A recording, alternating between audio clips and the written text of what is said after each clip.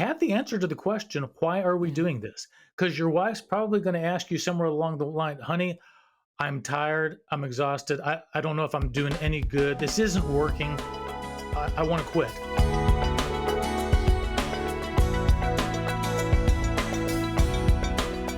We do need to enjoy the work that God has set before us. And so since we're talking specifically to dads this week, can you give some practical things maybe that dads can do so that they can better enjoy their role as a homeschool dad? Right. So, as we said in in the first episode on Monday, uh, the mom is probably carrying the lion's share of the workload in the homeschool. And so, as guys, we're asking ourselves, how can I practically help and support this? So, the way I like to word it is, you don't have to do 100% of the workload, but you can help by claiming 100% of the responsibility. And I say this as a way to how to keep your wife from burning out, because it's not the workload that'll burn her out. It's if she's got the workload and the responsibility. So as a guy, as a dad, as the father, if you can claim 100% of the responsibility, since it's probably going to be a little tougher to claim the workload, then that's going to make a world of difference. So what does that look like? So the practical things that I like to say here is I really encourage the guys to be the administrator of their school, to know the laws in their state, and to basically keep the paperwork and have the file in place. So we're in North Carolina, and I have a whole file drawer full of when we notified the state. We have to keep attendance records and immunization records. So I actually have all those. And they have to take a standardized test of some kind each year. So I'd be the one that administer that test. And we did a half dozen different kinds of tests through the years. So that's one practical way. Another is if you're at the beginning of your homeschool journey, guys, you need to be the one to protect your wife and inform family, friends, and other people that you're doing this homeschool journey, because you don't know what kind of reaction you might get. Some people might say, really? Are you sure? And ask all the seemingly tough questions.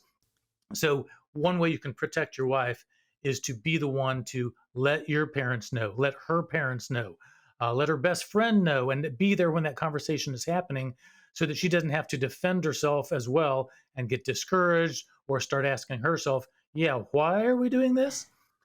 And then, very much related, have the answer to the question, why are we Yeah. doing this? Because your wife's probably going to ask you somewhere along the line, honey, I'm tired. I'm exhausted. I don't know if I'm doing any good. This isn't working. I want to quit. And so you need to have your 30-second elevator speech for your wife to say, here's why we're doing this, honey. The kids are doing great. They are learning life skills. They're learning about God. We're closer than we've ever been as a family. Our relationships are tight. And you know what? They're doing fine academically. Yeah. So we're getting our family goals in place, and that's happening.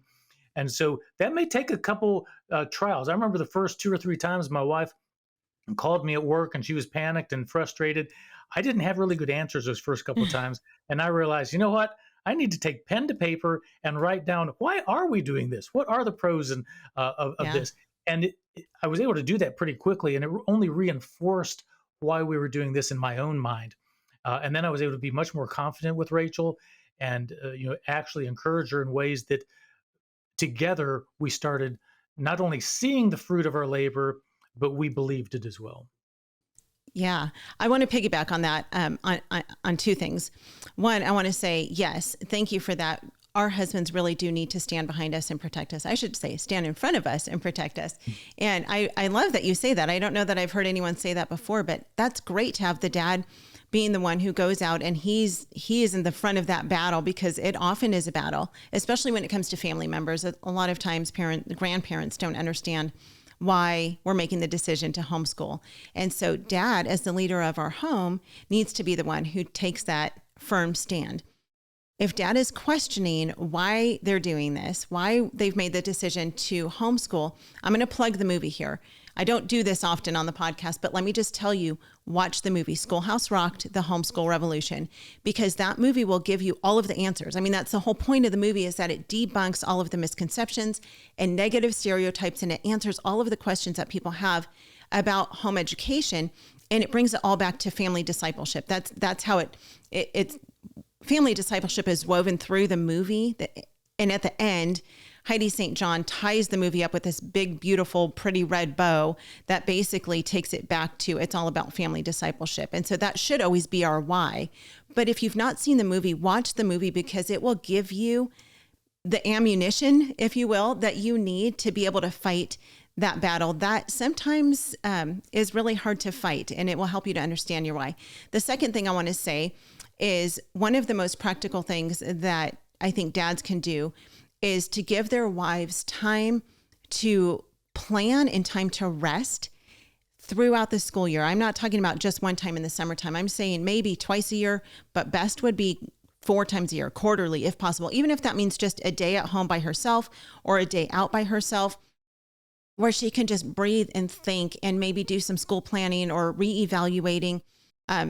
Just give mom some time to be able to process what she's doing with the kids. And I promise you, it will benefit you dads if you will support your wife in this way and just allow her some time. We knew a guy, I think I've told this story before, but I knew a guy years ago. I used to work for Hyatt Hotels. I was an executive assistant there for many years.